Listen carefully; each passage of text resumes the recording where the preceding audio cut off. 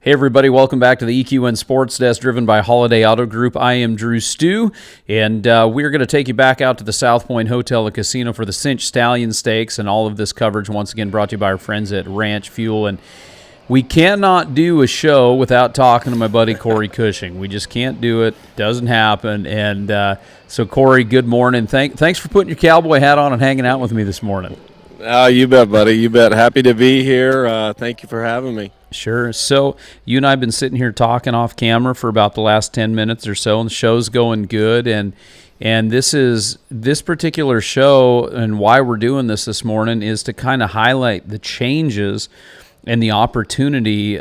This show has completely turned around in the last couple of years, don't you think? Oh, buddy, it made humongous jumps. We were talking earlier back in 24. I think first place paid 45,000, somewhere in there.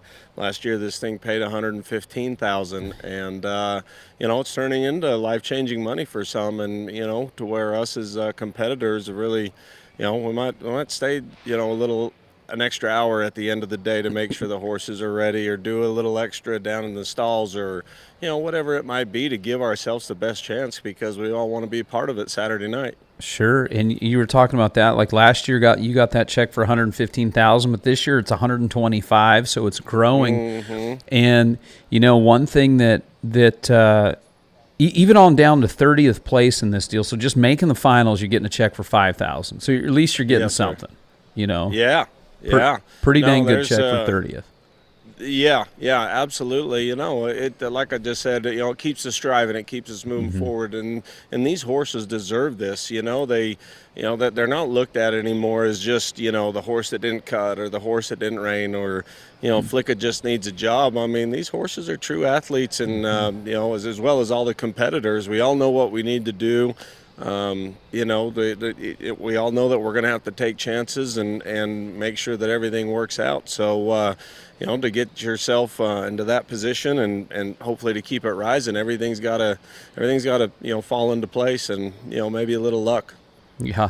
Yeah, we always got to lean a little bit of luck plays into this game too, for sure, especially with the level of competition. And this, you and I have talked about this before. I've talked about it with a lot of the other guys up here too, the guys and gals. With the horsepower, with the level of horsepower coming where it is right now, it's instead of just like this show, you got a handful of good ones. You have no idea which one has an opportunity to win the show, and then you've got 6, 7, 8, 10, 30 other guys, however many, that also has a barn full of good ones.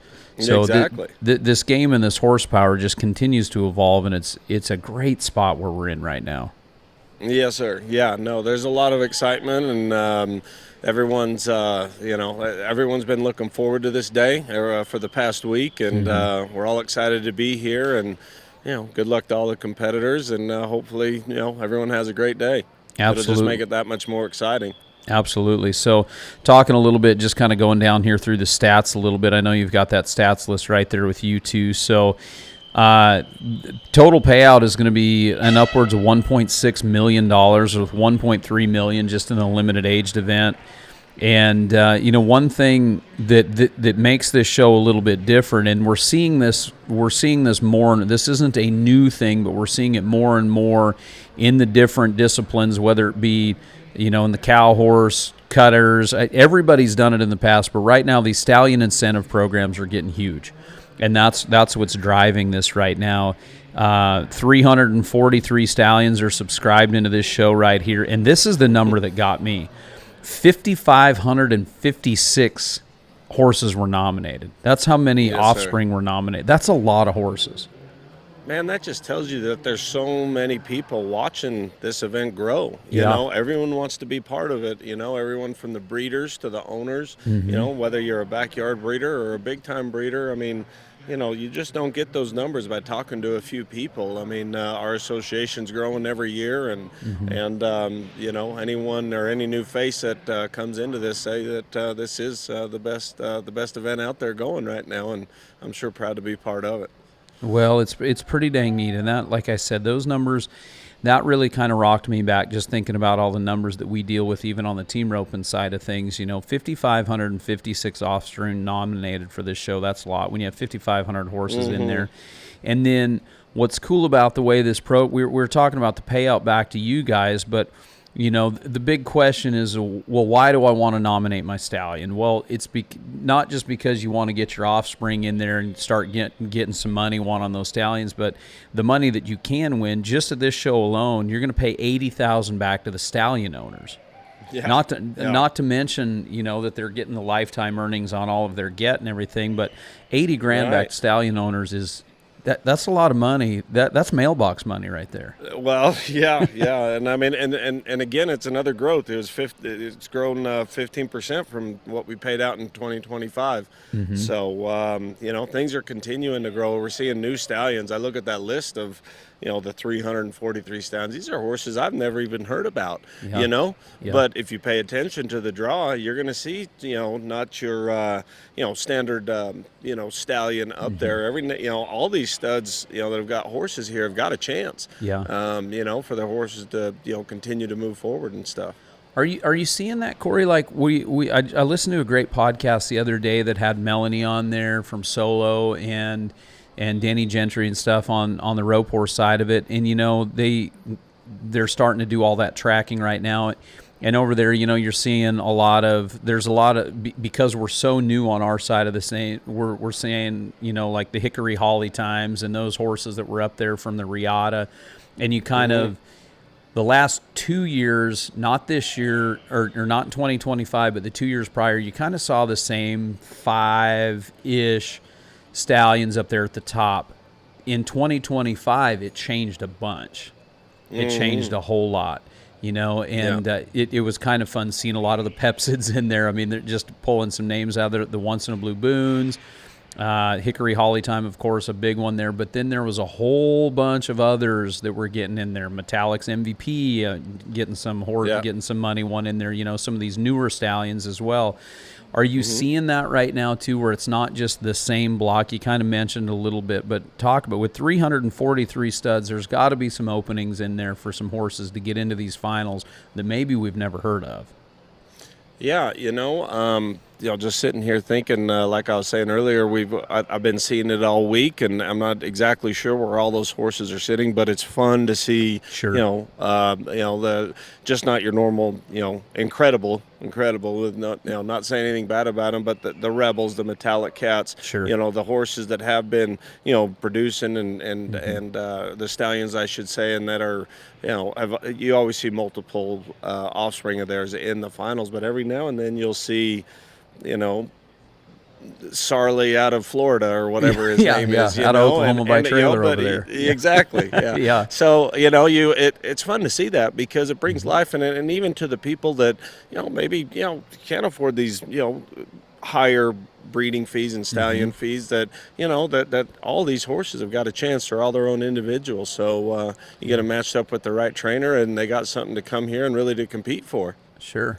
Well, it's an opportunity, and for all of us that kind of follow that bloodline a little bit. I mean, a lot of these new stallions that you see are a lot of times by the stallions on the same list too. So like your Rebels and your Metallic Cat. I mean, all of those MVPs. Yep. Yeah, exactly. What do you call, like our name brands, right? Yeah, we've been riding for a long time.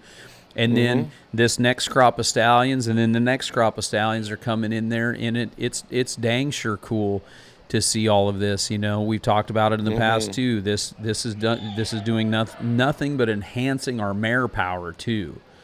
Oh, definitely. I mean, I think that's where we've seen an absolutely huge swing, especially in the world that I play in every day. That mare power deal is just taking such a huge swing where the whole industry is just really, really paying attention more now than ever.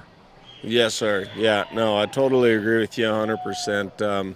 The mares are, they're they're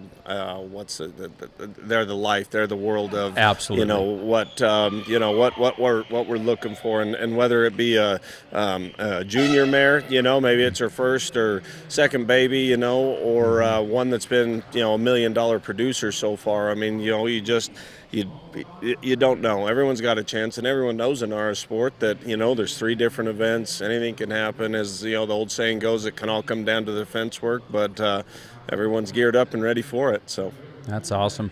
Well, I think we've got, speaking of getting geared up and being ready, we're going to go ahead and go backwards a little bit. Let's go ahead and watch your run from last year. This is $115,000. Let's talk about this horse right here. My boy King. I missed him. Missing this year. He turned 6, and he's a 2-rein horse this year, and they are running the 2-rein class right here behind me. But just with the growth of this show, we had to take, being a part of the board, we had to take some classes out to make time for all of this growth. Mm-hmm. This horse right here, he's been special from day one.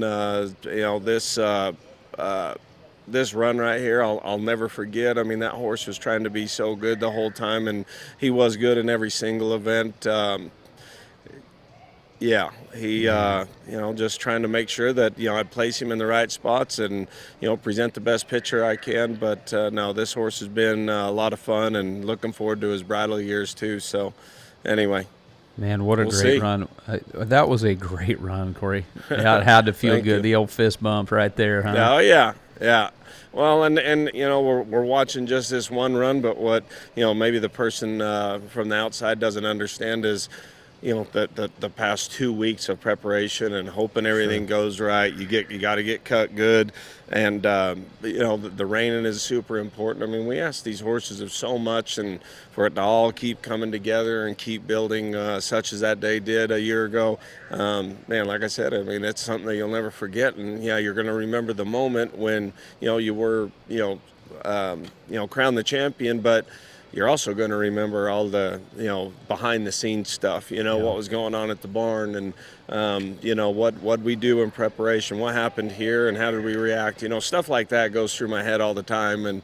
And so anyway, here we are, and looking forward to doing it all over again. Well, you just hit on something that we often overlook when we have these conversations up here, and it kind of reminds. So I've got a couple 8-year-old boys here. We're playing baseball, right? Mm-hmm. And learning to lose is as much as part of any of these games that we play is winning's easy. Winning's the easy part, right? Not getting to the winner's circle is not easy. Right.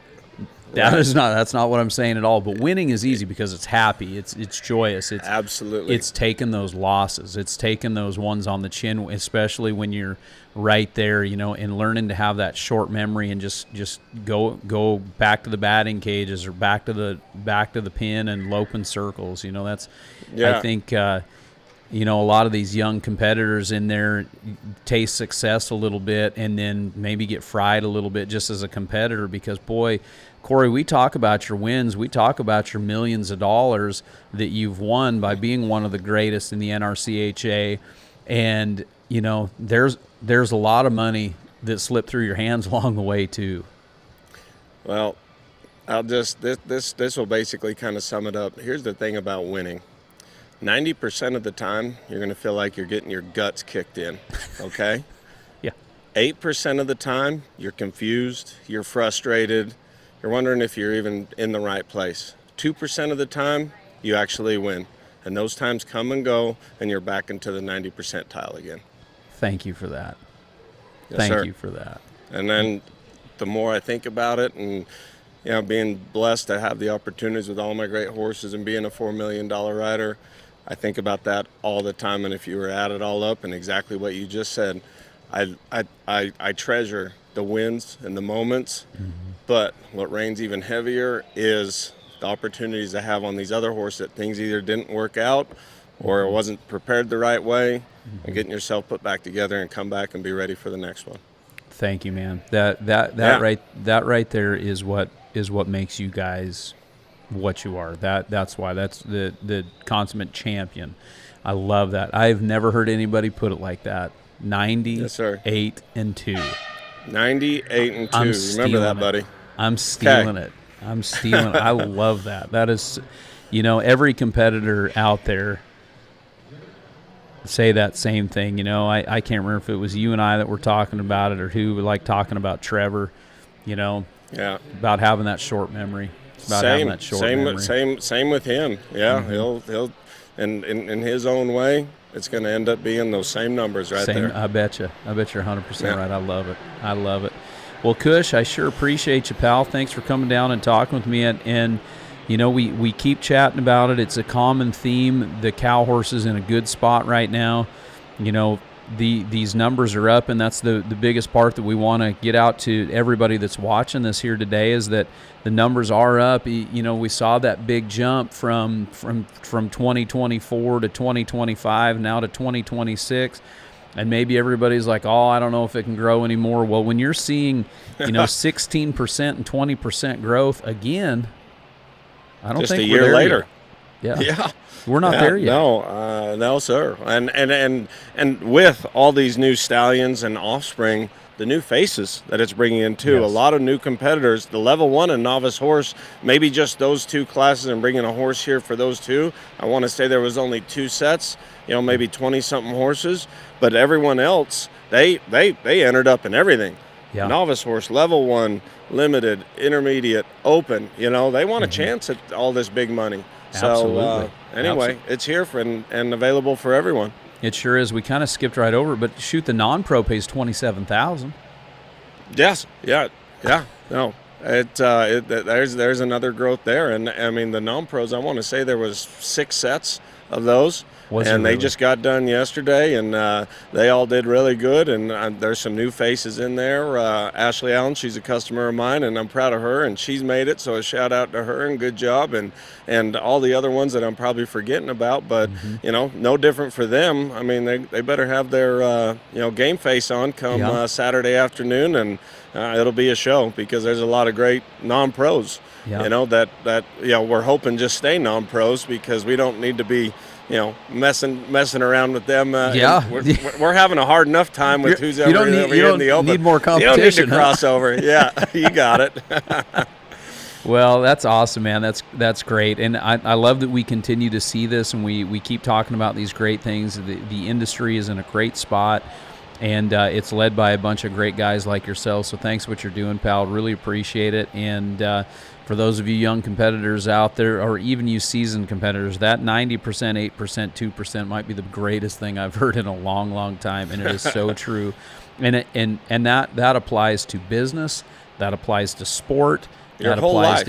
It applies to life. 90% of the time, we're just trying to figure it out. Figure it out. I love it, man. Thank you so much for that. Well, Cush, man, I'm going to let you get out of here, and thanks for swinging by and talking to me, and really appreciate it. It's good seeing you this morning, pal. Good seeing you, champ. Look forward to seeing you again. Absolutely. We'll talk to you soon. Well, friends, we're going to continue to bring you coverage from the Cinch Stallion Stakes out in Las Vegas, the hotel, South Point Hotel and Equestrian Center. And once again, great growth out there. $1.6 million total payout. The limited aged event side of things is going to pay $1.3 million. And I think we were talking about $734,000 in added money. So everything is up this year. The champion of the Derby is going to go home with $125,000.